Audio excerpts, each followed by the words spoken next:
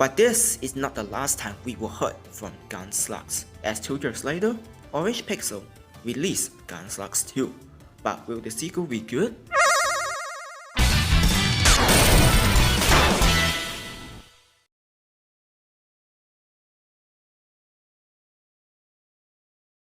Gunslugs 2 is released on January 15, 2015 for the mobile devices before finding its way to other platforms like 3DS and Switch.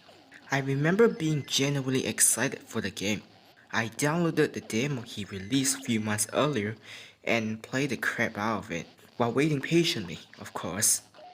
Because I love the game so much, it makes sense that I'm hyped for this as well.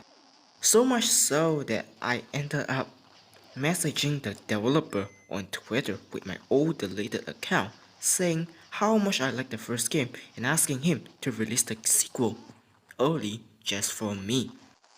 Obviously I never get a reply, and remember I was young at that age. Anyway, I waited till January for the official release, downloaded it, and disappointed. Before we get there, let's mention the pros. The game retains the same control as the first game.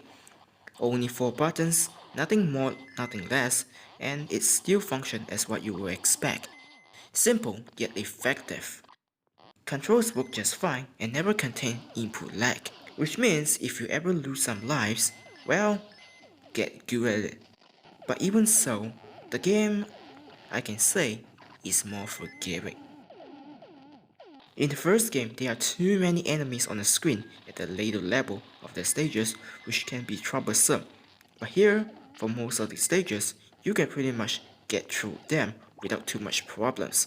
But that doesn't mean the game as a whole is easy, as some section will give you some headache, which I will talk later. But overall, the whole thing is more approachable than the first. The gameplay also remains as the same. Deploy at an enemy territory, smash through the enemy defense line without any mercy, deactivate beacon, but with a twist. If you remember in the first game, you enter the station and seconds later, it blows up without any traces. Well, in the second game, you're gonna have to work your way to blow it up. It might look like a tiny tower from the outside, but it's a whole different story when you enter it. The internal looks bigger than what you would thought, more than your hopes and dreams.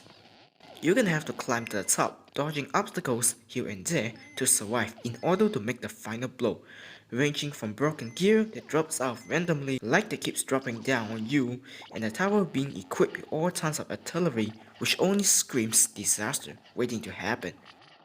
How long since they performed maintenance? Man, they're gonna get someone killed here.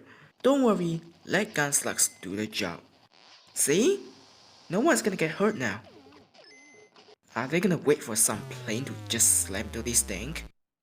So yeah, no need to thank them. They're just doing their job.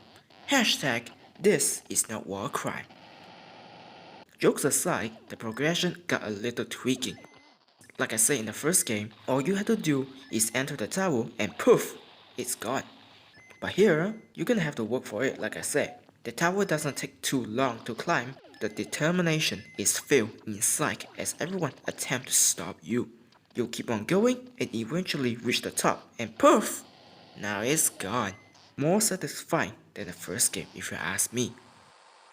I would say this is the selling point of the sequel, as everything else are the same as what you already seen in the first game, so there's no need to comment for those stuff. All of the characters from the first game also made a return, including my man Gunchick.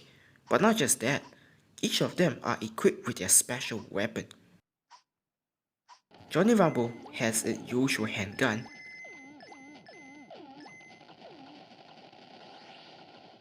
Badass Barracuda uses flamethrower,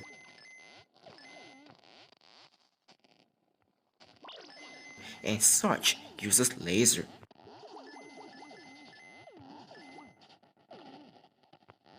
Each of them uses different default weapons that sure will suit some of the player, but don't worry, you can pick up other scatter weapons if you choose to.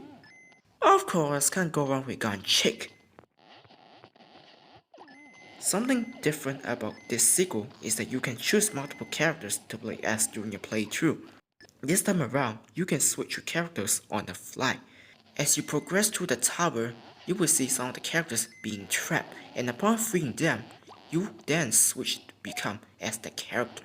This really works effectively when you are in a dire situation, like low on health or just out of ammunition. The character that appear can seriously help you when you least expect it.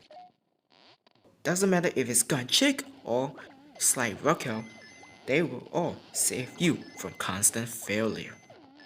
Oh, the characters themselves also have some personality, which is hilarious. Graphic-wise, they are improved at least more than the first game. The background look detailed and represent the theme of each world that you're about to explore. There's always stuff that happen in the background of each world. While west, the train keeps moving before you're on board as well. Somebody's stealing train! Choo choo! Dock, where you see a bunch of abandoned machinery everywhere, an alien planet full of alien chamber and menacing atmosphere, just adds more to the immersiveness of the game. It really makes you be part of the world of Gunslugs, taking out every baddies you would come across to save the world. Yup, the both games have stories, but you're not here for that, right? You're here for the action.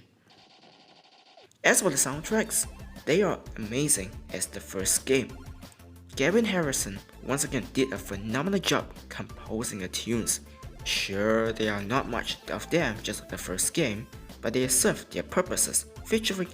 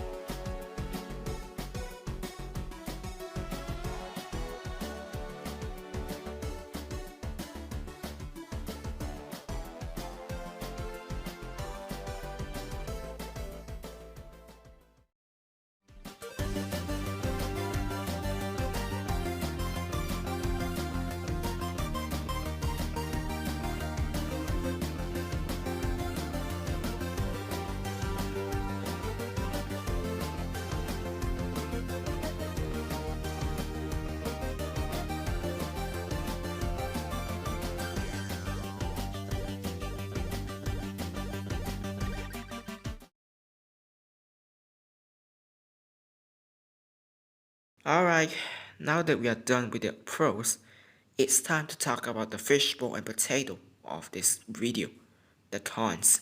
First up, selecting character to be used for specific world does not work anymore. You pick Sly Rocco to enter Jungle World? Nope, can't do it anymore. There are 7 worlds in this game, but like I said, you cannot access the world you wanted from the get-go. Story mode lets you play through the entirety of the game and continue where you left off, while arcade mode is basically the equivalent of one credit clear. Game over? Start over. That's it. Trust me, I try everything to see if I can select Wasteland from beginning, but nope, can't do it. Gotta start from the beginning, which is a bummer. The next problem I had is that some boss fights are too easy. In the first game, you have to move all around the screen to dodge projectile while attacking the boss. But here, I don't want to sound mean, but the developer is a little lazy. The real problem doesn't start until the second boss in the second world. You don't have to be smart to figure out what's going on. Yup, you don't even have to move too much to even clear the level. Just look at the third boss. And this one. You don't feel satisfied beating those bosses. You know in Gunslugs 1 where you're constantly moving around to keep yourself alive, and when you beat them you feel some kind of satisfaction? Well, put it side by side with the second game and see what I mean. The last one is more of a nitpick, but this game should add more content.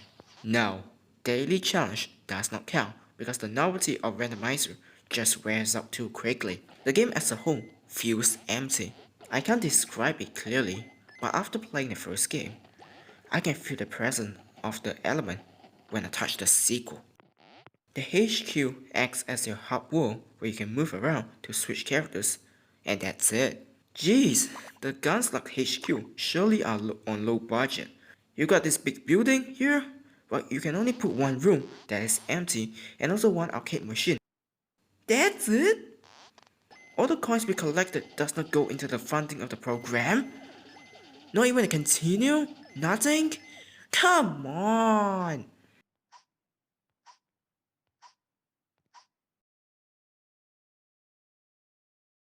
And that's my review on Gunslugs 2. Yes, I know this was made by one guy, but coming right after the first game, which is a great success, this one I can say is pretty disappointing. It's by no means a bad game, but in the end, I will still go back to the first Gunslug because the game at least got something to keep me coming back. This wouldn't be the last time we see orangepixel make Gunslugs though, as the next Gunslugs game was released 4 years later. That's it for this video. If you enjoyed what you see, be sure to like, share, subscribe, and comment below your opinion on this game. What do you think about this series? Have you played them? Let's have a peaceful discussion. And if you want to follow me what I'm doing, be sure to follow me on Twitter because I'm mostly active. Thank you for watching, and I will see you all next time.